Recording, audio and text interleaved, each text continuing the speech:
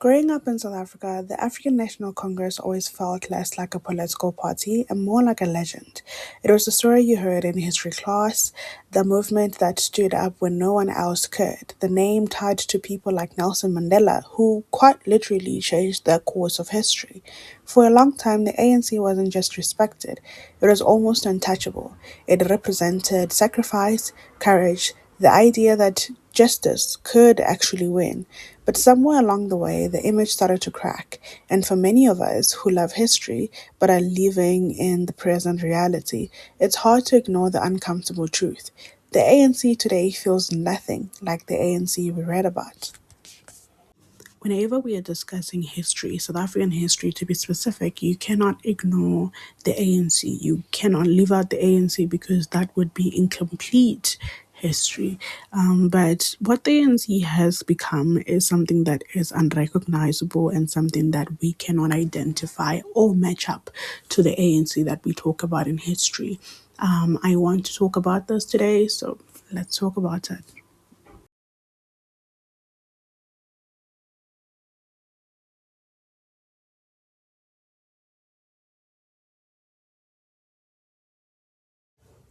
When the organization was founded in 1912, it wasn't the powerful force we know now. Back then, it was the South African Native National Congress, and its approach was almost painfully polite. In history, they make it very clear that this party was non militant. It is almost emphasized before anything else that the ANC, or rather the South African Native National Congress, was very non militant in its approach. Leaders believed they could reason with those in power through petitions and appeals, as if the system would eventually listen if they would explain things clearly enough. But laws like the 1913 Land Act made it obvious that injustice in South Africa wasn't a misunderstanding, it was deliberate, it was systematic. For decades, the ANC tried to work within the system, but the system was never designed to include majority of the population, especially the non-white population. But the time apartheid was formally introduced in 1948, it had become clear that playing nice wasn't going to change anything. The real shift came in the 1940s when a younger, more impatient generation stepped in. The formation of the ANC Youth League in 1944 brought in figures like Nelson Mandela, Oliver Tambo, and Walter Sisulu, who were far less interested in polite negotiations and far more willing to confront the system directly. They pushed for mass actions, strikes, boycotts, defiance, and suddenly the ANC became something far more powerful. Campaigns like the Defiance Campaign of 1952 didn't just challenge apartheid laws, they mobilized ordinary people on a massive scale, and for the first time, it felt like resistance had real momentum. By 1955, the momentum turned into vision with the adoption of the Freedom Charter. Its message was simple but radical. South Africa belongs to everyone who lives in it. It promised equality, dignity, and opportunity in a country built on exclusion. Even today, it reads like a blueprint for the kind of country South Africa still wants to become. But even in that moment of unity, there were disagreements bubbling under the surface. Not everyone believed in the ANC multiracial approach, and in 1959, Robert Sobukwe broke away to form the PAC, the Pan Africanist Congress of Azania, arguing that the struggle should be led by Africans alone. Oops, this is where shit hits the fan. Wait, am I allowed to say that? Well, let me just politely say it was one of the first signs that even liberation movements were not immune to division. This is linked to what I'm about to speak about, the next part that I'm about to speak about. I believe this video is going to come out on the 21st March 2026, which is Human Rights Day in South Africa. This day is a day where we remember and celebrate the lives lost in the Sharpeville massacre. I do believe that although our country is not perfect in its governance and the current administration is not perfect, it is very important to remember days like this because there are people that fought for the freedom that we have today. as imperfect as it may be, these people lost their lives. Some of these people lost their lives fighting for the freedom that we have today. And I believe it's very important that we remember them. And it's very important that we have days like this where we are remembering such people. So I just wanted to acknowledge it before we go on. This is very much important in the topic that we're talking about because it is linked to it. But I wanted to talk about it, to acknowledge it, and say this is very important for us, for South Africans, to remember where we come from. Yeah. Then came Sharpeville in 1960 and everything changed. The massacre, where police killed 69 unarmed protesters, made it clear that peaceful resistance had limits under a violent regime. The government banned both the ANC and the PAC, forcing leaders underground into exile or into prisons. In response, the ANC formed Umkhonto weSizwe, its armed wing, marking a shift from protest to sabotage. The Rivonia trial soon followed, and leaders like Mandela were sentenced into life imprisonment.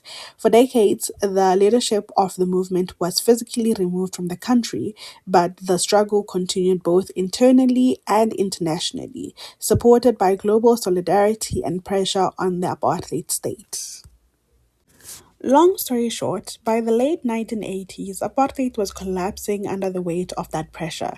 In 1990, the unbanning of the ANC and Mandela's release signaled the beginning of the end. The negotiations that followed eventually led to the 1994 democratic elections, which was South Africa's real chance at equality.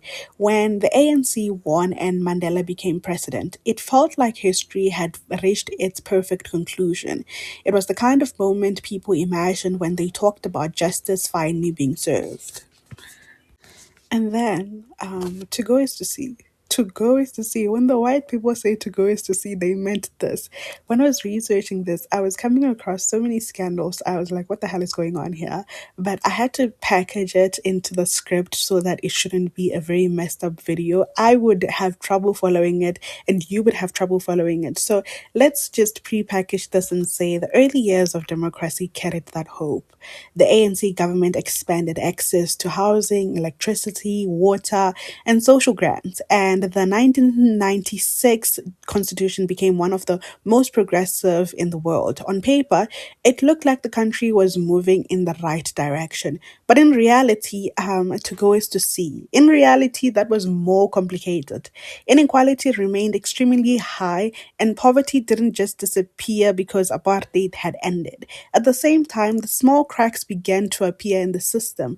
The arms deal scandal hinted at corruption within the new government, which was something many people weren't really ready to fully confront at the time because it was like, we have this new democracy, please don't mess it up. It's just a teeny tiny mistake. I'm sure they can account for it. But no, to go is to see. To go is to see, guys. Allow me to go back to this part about the Constitution. So, the 1996 Constitution is the Constitution that we have today. Keep that in mind. People call the Constitution of South Africa one of the most progressive in the world because, on paper, it really is. It's packed with strong protections for human rights, equality, dignity, freedom of expression. I did a video not so long ago about censorship in Africa, and I have to say that South Africa is one of the most progressive in terms of freedom of expression in the African continent. Elsewhere in Africa, some countries don't even allow their citizens to criticize the government. They get arrested for that. So me sitting here and talking about the ANC the way that I am, if I was in any other part of Africa, in some parts of Africa, yeah, I would be not be able to do that. I would not be able to do that. So South Africa has freedom of expression locked down. You can go watch that video. I talk about it in it. And even socio-economic rights like health care, housing, which many countries don't explicitly guarantee. It has also set up independent courts like the Constitutional Court of South Africa to keep governments in check. But here's the catch. Here's the thing. And as someone that did law, I know this for a fact. A constitution is basically like a promise, right? It's not magic. It doesn't just magically makes everything okay. If the people running the system are under resourced, inefficient, and sometimes just plainly corrupt, then this beautiful rights don't translate into the real life experiences of South Africans. So yeah, we've got this world class rule book, but the actual game, it's a bit chaotic. Refs are missing, and half of the players are ignoring the rules. So that's why we cannot praise this progressive constitution, because the enforcement and implementation of it is all over the place. It's messed up and it's almost non existent. It seemed like the arms deal scandal was just the peak of what was to come, because under Thabo Mbeki, the country did experience economic growth and increasing global recognition, which was good. But his presidency also exposed deeper problems. His government's handling of the HIV and AIDS crisis caused immense damage, and internal division within the ANC became more pronounced. It was also during this period that cadre deployment became entrenched, placing loyal party members in key positions. While the intention may have been transformation, the long term effect was often the weakening of institutions, as political loyalty sometimes mattered more than competence. If Thabo Mbeki's era revealed cracks, Jacob Zuma's presidency felt like the whole structure was starting to collapse, because this was the period where the term state capture became part of everyday conversations for South Africans. The relationship between government officials and the Gupta family exposed how deeply corruption had spread. State owned enterprises like Eskom deteriorated rapidly, leading to the now normal reality of load shedding. Yes, it's almost absurd to think that in a modern country, people schedule their lives around electricity cuts. And I have to say, I have a feeling it might be coming back. I have a feeling it might be coming back. But that's exactly what happened. During this time, it became harder and harder to defend the ANC based on its history, because its present was becoming more impossible to ignore. Now, this one is for those that can admit that, hey, Jacob Zuma was a corrupted fellow, but he did manage to get a few things right. A lot of people do start with that, and they do say, hey, as much as he was corrupted, it's not as bad as it was now, because back then we had jobs, and back then the economy was not as bad as it was. I can't personally attest to that because I was just a baby when this man was president, but I can say through some research, I found that Jacob Zuma did manage to do a few things right for South Africa, even if people don't usually lead with that. I didn't lead with that, I'm sorry. But social grants expanded massively, which kept a lot of households afloat, and healthcare improved, especially with the HIV treatment becoming far more accessible. There was also a push for infrastructure and getting more students into schools and universities. Plus, joining BRICS made the country look more important on the global stage. So, yes, some helpful stuff did happen. It's just it came bundled with so much chaos that it's a bit like praising the free bread while the house is on fire. And yes, every pun is intended with that free bread statement. Now, this is where I became a certified hater, because when this man became president, I was in high school. And I believe, if I'm not mistaken, please correct me, that he became president after the whole Zondo Commission era. And people were saying that he's going to come and save us from corruption.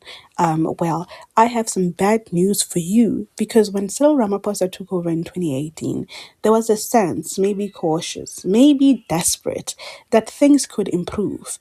There have been efforts to address corruption and rebuild institutions, but the scale of the damage means that the progress was slow, sometimes painfully so.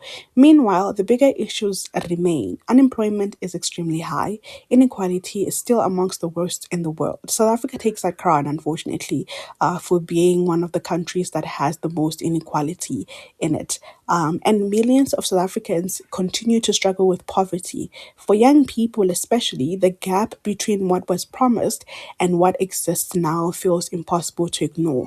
It feels like someone broke the contract. And it's not young people, because young people were told, you go to school, you will get a job. You come vote for us. We'll make sure that we will have jobs for you. But now young people are doing most of those things and they don't have jobs. Who can I talk to? I need to talk to the manager, please, because this is so bad.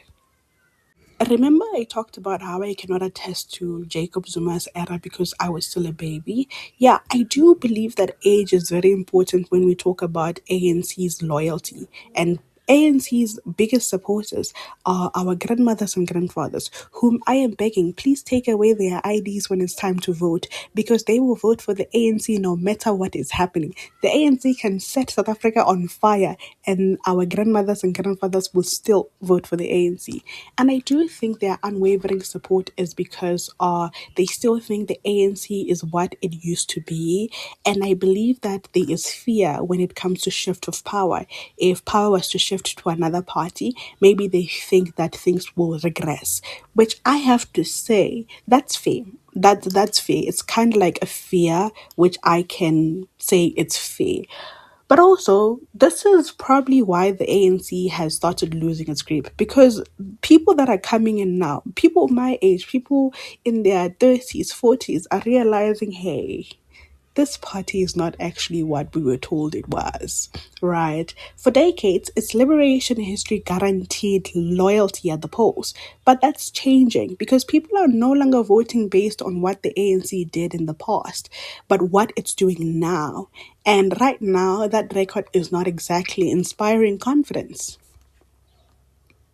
Imagine this, you graduated 5 years ago, top of your class, you can't get a job, and some minister is saying, oh, you are not applying, apply harder, you are not trying hard enough. Let me get you another scenario. Imagine you are living in a town where there hasn't been water for over 3 weeks, and another premier is your premier minister, I don't care. He comes and say, oh, you guys, you and I are the same. I have to go to the hotel to shower. Imagine that. Oh, let me give you another scenario. Imagine you haven't eaten, you and your family of 15 siblings, you haven't eaten, and another minister comes out of the woodwork saying, I'm gonna give you one loaf of bread. Yes, one loaf, one family. That is the ANC. That is the ANC. And what makes this decline even more frustrating is how out of touch some leaders seem. When politicians suggest that unemployed people simply need to try harder to find. The ANC story is still one of the most important in South African history. It played a crucial role in ending apartheid and building the foundation of democracy. That legacy isn't erased just because of what has happened since. But at the same time, history can't be used as a shield forever. For a generation that didn't live through apartheid, the ANC is no longer judged by what it once was, but by what it is now. And that's where the real tragedy lies. This isn't just the story of a political party losing support. It's the story of something that once represented hope slowly losing its way. The ANC didn't just change, it became something many people barely recognize. And maybe that's the hardest part to accept. Because when you grow up learning about heroes, you don't expect to live long enough to see them become villains. I am a well informed hater. I will weigh your pros and cons. I will even sing your praises at some point and talk about how you fucked everything up, which I guess I got to leave my dream in this video. I really had fun making this video, but it's really, really painful to see how the ANC became a shell of itself. It's really weird to talk about the ANC and not recognize any of the things that we're talking about in the current ANC. But anyway, I hope you liked this video. If you liked it, please do subscribe, please do comment, and please, please, please subscribe because most of people that are viewing my videos are not subscribed, which that pains me. That makes me very sad. But nonetheless, I hope you have a great one, and I will talk to you in the next one. Bye.